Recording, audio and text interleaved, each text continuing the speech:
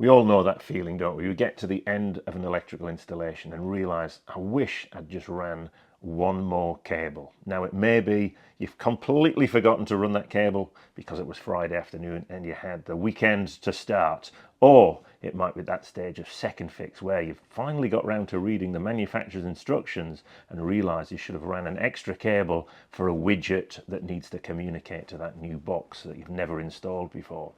That's what I call electrician's regret, and in this video we're going to look at this little white box here, the Mainslink, that can help you avoid it. With the ever increasing price of copper cables, what if Mainslink can help you avoid needing to run a cable in the first place? So to demonstrate how effective Mainslink can be, we're going to control this floodlight above me here that we've featured in a previous video from a completely different building. Now that avoids the need to run a wire to connect the two buildings together, which would give us another problem because these two buildings are on completely different electrical supplies, and that would give us a safe isolation nightmare. So on this building here we've installed a regular mains powered PIR, which is used to control the floodlight next to it and is wired as any other lighting circuit would be. So let's have a look at how we integrate the Mainslink into the wiring. The Mainslink system has two components. Here's the first one. It's the transmitter, and that is wired to the output of our PIR, so it gets a main signal, and then as soon as it does that it sends an RF signal out to the receiver. And again, the floodlight in this building is wired as a conventional floodlight with PIR control would be,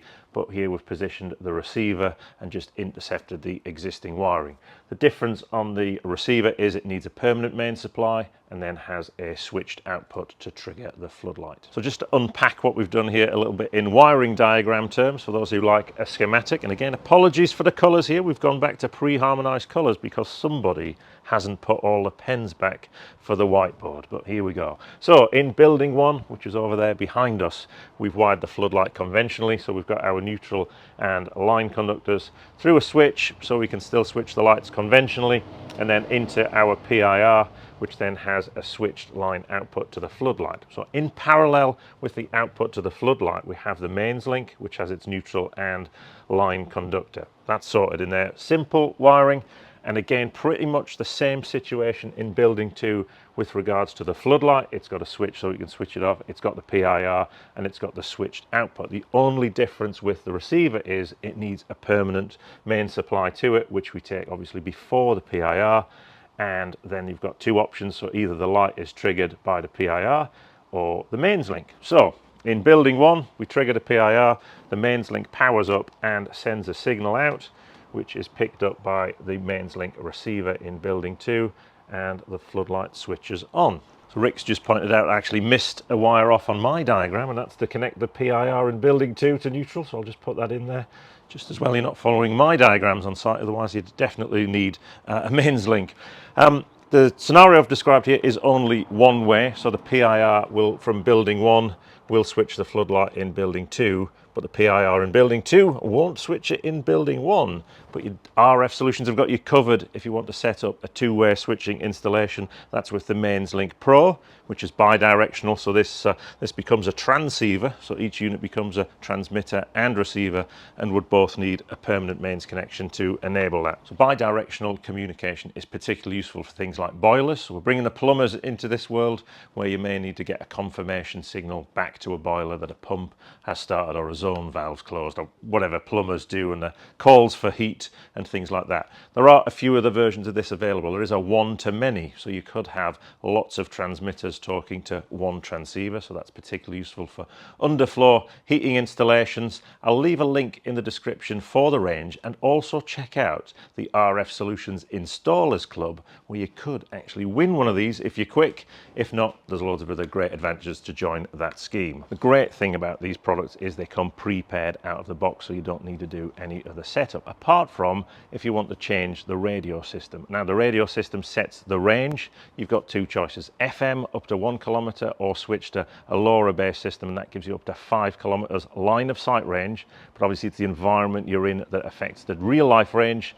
Here we've got steel frame buildings, and that obviously would reduce that range, but that is a big range. You're not going to really struggle in most applications that you find. But what if you're still not convinced about wireless? You're somehow nervous that this box isn't going to talk to this box and you won't be able to check until it's too late. The great thing is, built in is something called a Watchdog, and what happens once it's enabled is this box sends a little background signal every 30 seconds, and if it's not received at the receiving end, the little comms light flashes to warn you that there's a problem with a link. Perhaps someone's switched off the power to one of the devices, but you can check that that link is working and reliable.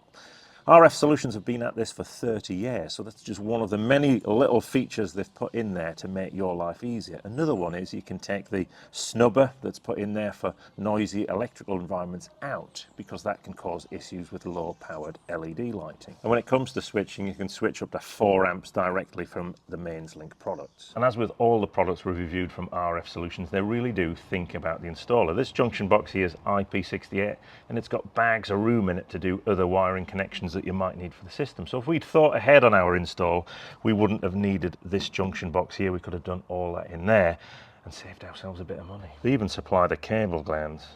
The flexibility of this system continues because you can pair the receivers with remote controls to give you yet another option how to control your lights. And if it's lighting control you're interested in, check out the review we made here of the RF Solutions Riot system.